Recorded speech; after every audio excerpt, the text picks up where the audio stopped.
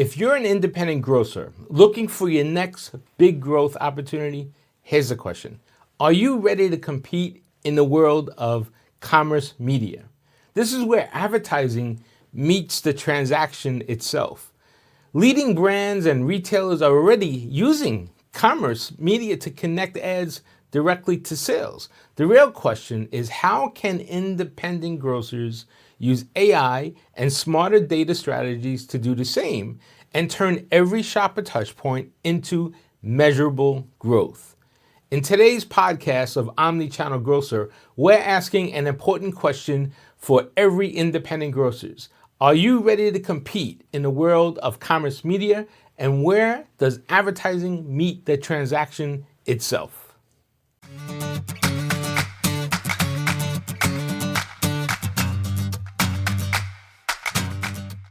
Hey, I'm Professor Ken. Thanks for tuning in to Omnichannel Grocer. This is where the future of grocery is delivered today. We are your go-to source for AI-driven strategies, tools, and real-world tips that help independent grocers and brands connect with today's shoppers across every channel. Make sure to subscribe to stay ahead of everything as we explore the future of grocery shopping every week. Now, commerce media is the convergence of retail, data, and media and technology that allows the brands to reach shoppers directly as they're making purchase decisions. Think of it as the next evolution of retail media networks, where ads don't just create awareness, they drive measurable results. According to Insider Intelligence of 25, the U.S. retail media and spending will surpass $85 billion. This accounts for nearly 20% of all digital ad spend. And it's not just the Amazons and the Walmarts of the world. Independent regional grocers are joining the game too. In fact, Grocery Doppio in 24 reports that independent grocers who adopt and use the retail media network see an average of 18 to 22% increase in their vendor funding and even a 12% higher basket value within a year or two of setting that all up. So for grocers and advertisers, this commerce media does three big things. It helps monetize traffic to that you already have, turning your website, your app, your in-store screens into revenue channels.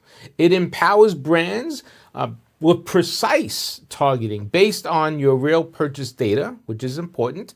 It helps to close the loop so you can actually measure your ads and drive sales in real time. Now, that's a real game changer, especially for independents who historically lacked this access to this kind of closed loop type of marketing.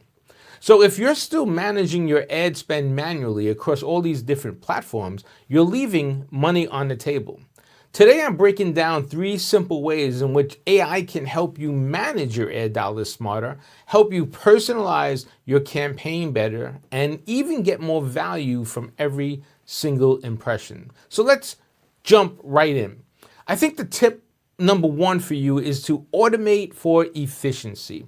So most retailers still spread their budgets, their ad budgets manually, right? Testing channels one by one, adjusting bids, and hoping for better results. With the help of AI now, you can change all of that completely.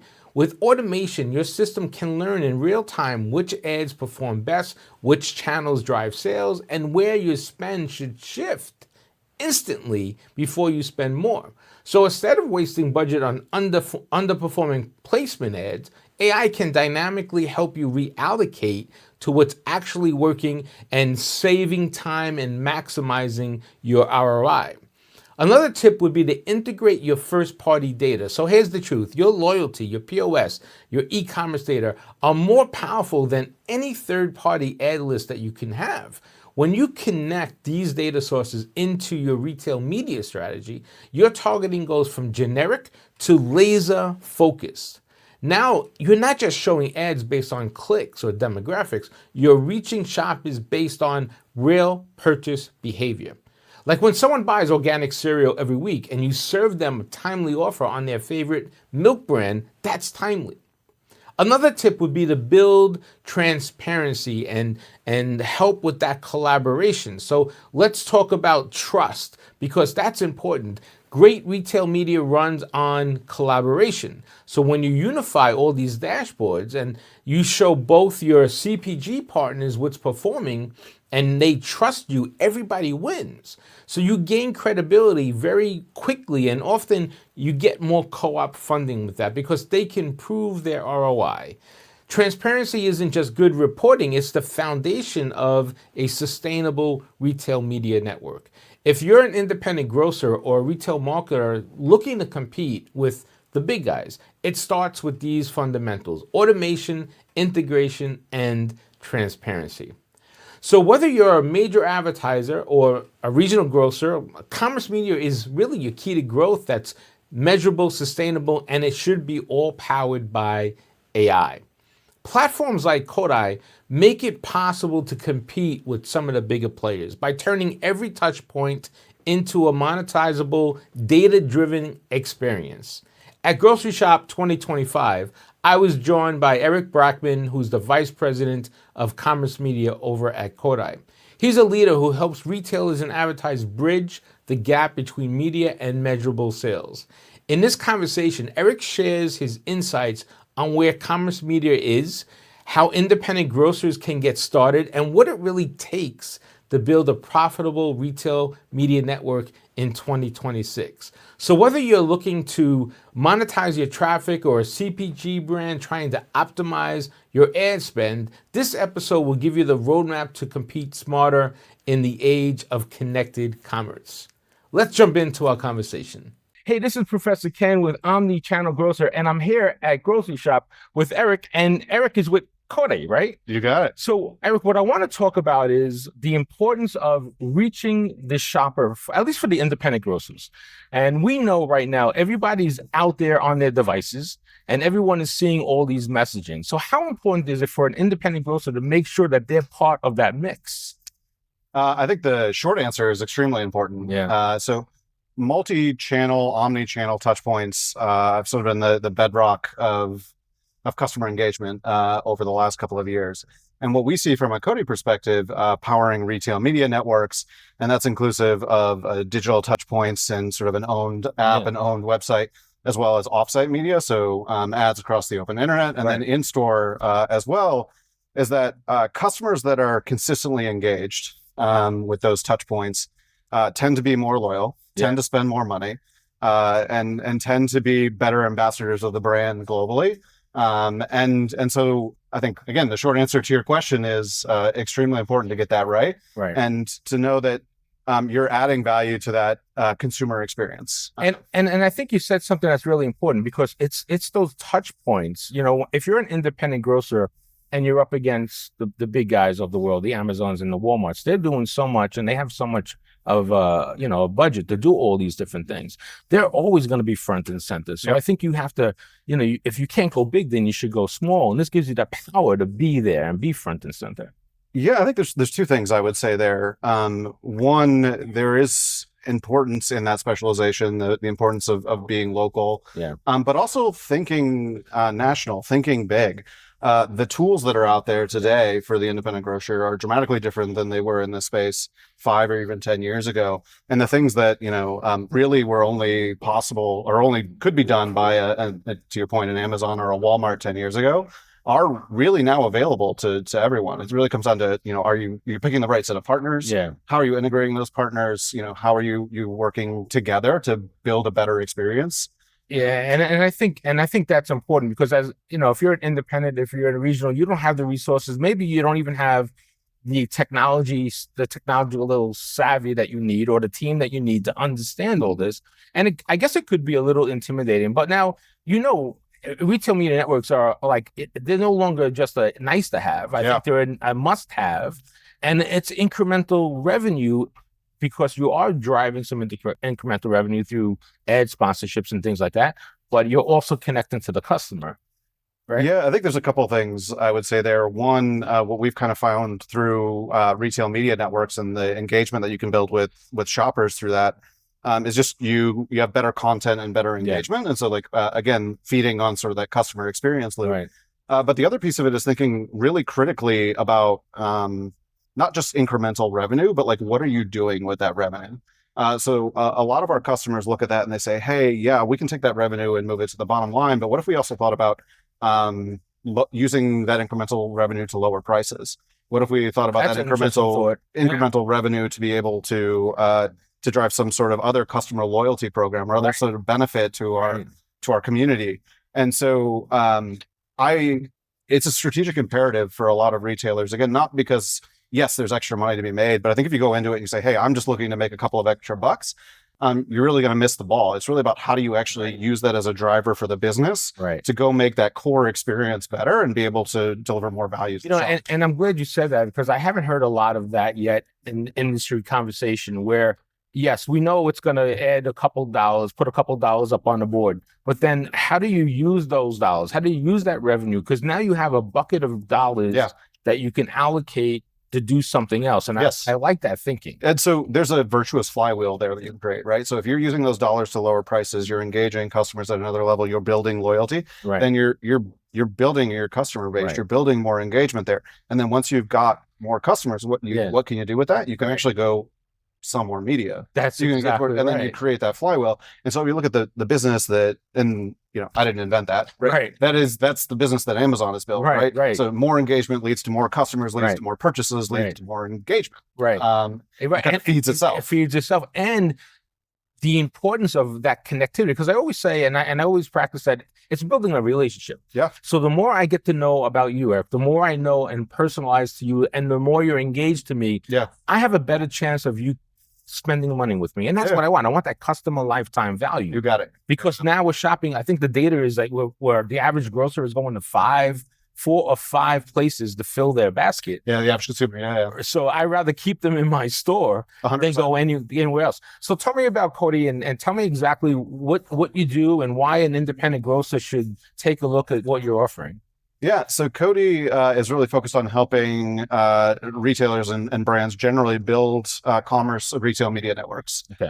So we're providing that infrastructure to be able to do that end to end. We do that for a lot of large brands. We do it for a lot of mid-tail and smaller brands as well. But it really comes down to sitting down, figuring out what the value proposition is going to be, what we're going to do, and how we're going to make it work operationally, how we're going to make it work with customer experience, the site experience, all of those things.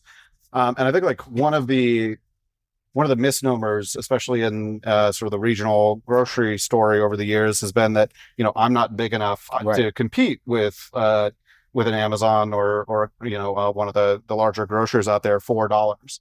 I think to be very clear, the tide has shifted on that. And so what we're starting to see in the industry right now is the avenues to get demand into the retail media ecosystem have multiplied over the last even 6 to 12 months. And so what you can do with the right technology partner and right infrastructure is plug into the places where agencies and brands buy retail media today. So I don't know, just to throw it out there, some of the DSPs, demand side platforms that are out there, like Google, like Trade Desk, like Yahoo, those are the places where they buy. And you can connect your retail media network into that. Right. So it sort of opens up the whole world. It creates an open ecosystem. Right. And so if you've got an audience, if you've got shoppers, if you've got an experience that adds value, which, I think are the two things that are sort of, mandatory, not just for retail media, but like if you're going to be in the space in general, you've got to get that right. Then you can plug in to those dollars and you can pull that in. And so that sort of, hey, I'm not big enough to compete sort of narrative that was in the industry for the last couple of years has really been flipped on its head. And it really opens up the world to the world of retail media to just about anyone. And I think that's fascinating because 5 years ago when the whole retail media networks in, you had the bigger companies building their own independent platforms and doing all these things. Now, because of what you're doing, you've eliminated that threshold, that hurdle, and you brought down cost of entry, which is phenomenal. And we're seeing that, by the way, even on the influencer social media side. It's no longer the mega million influencers. It's the micro influencers and the micro markets that are really driving engagement, and that's key. I think, and for if you as an advertiser, as a buyer of media, sort of the aggregation of all of those things adds a ton of value. Right. And then as a seller of media, as a network operator, you're tapping into all those available budgets. And so back to that sort of flywheel of customer experience, you can create a sort of similar flywheel on advertiser experience, Right. Media buyer experience, where you can create a growth engine there as well. And so. Again, the right technology partner, the right ecosystem, the infrastructure that's there. It's really, honestly, the thing I've been saying quite a bit lately is it's democratized. Yeah. It's no longer just for the biggest players. The options are out there. So what you're offering is sort of a turnkey opportunity for someone to work with you. You'll consult with them, get them set up. So basically, all we need to do is just figure out what our goal is, and you help us dictate the strategy. You got it. Great. And what do you see now? Let's talk about what we look at. If we look out, not even 5 years. 5 years is a long time ago, but things are happening so fast. Yeah. My goodness. You got to think about what's going to happen in 2026, which is up on us already. Yeah. Yes. I think it's always fun to talk about, what will be true in 3 years, what will be true in 5 years. We got to move faster here. If I wish I could tell you the answer. If I had a crystal ball, I'd certainly tell you. But I think when I look at 2026, there's a couple of things that come to mind for me. One, in our space, being able to truly activate in an omni-channel nature. Yeah. And what I mean by that is cohesive strategies. We started with the customer experience conversation. Yeah. I think, in a lot of places, that conversational commerce that's all it's going to be in 26. You got it.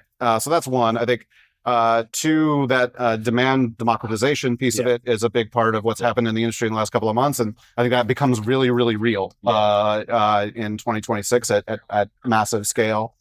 I think three for me is really AI and what the agentic commerce experience is going to look like. Both on owned and operated experience. So, what does it look like, your engagement with your shopper, as well as how shoppers discover. That's right. Through and the discoverability, and mentioning the LLMs. I mean, now that is quickly encroaching on the YouTube, Google world, as people are going there now for information, which is something that you have to be on, right? So, does your system help with that as well? We don't, but I do think it's important to figure out. I think there's a bunch of data that I think and obviously we're heading into holiday season for retail in general. Right. But in Q4, a bunch of data out there. 1 in 5 transactions are going to be AI enabled this year, and that's only going to increase next year. Of course. And where I think that's really interesting is it's sort of there's a spectrum of use cases that you can talk about from an AI perspective. Yeah. And there's high consideration purchases where if you're going to go buy a car, you wouldn't necessarily let an AI buy a car for you, right? You might want to be in the loop on that decision. Right. There's then the other end of the spectrum where, you might be buying a jar of pickles and you tend to have a brand you like, or a price point you're looking for. And do you really need an LLM to pick a jar of pickles for you? Or you're just going to buy the jar of pickles, but you can hit the, add to carton or pick it off the shelf and be good there. I think what's really interesting for your audience to think about is the middle. Yeah. Right. So where is it? Things around meal planning and making sure that you're engaging shoppers and how they think about their diets and their health and those sorts of things. That middle ground of agentic experiences, I think it's super interesting. And that's all part of how we evolve, right? And that's why it's changing, so rapidly. That's why when we talk about 26, which is only 4 months away. Yeah. By the time I think we get through 26, we're not going to be typing anymore. We're going to be doing more voice searches and doing all these things that are just natural for us. Yeah. I can't wait. I'm happy to be alive right now to experience all this. Well, I really appreciate you taking the time, and we'll look out for you on your journey. And if someone wants to look you up, you're going to a .com. What's your website? Cody.com, KODDI. Perfect. Well, listen, I really appreciate the time. Thank you so much. And I look forward to seeing you out there. All right. This is Professor Ken. I'll see you out there.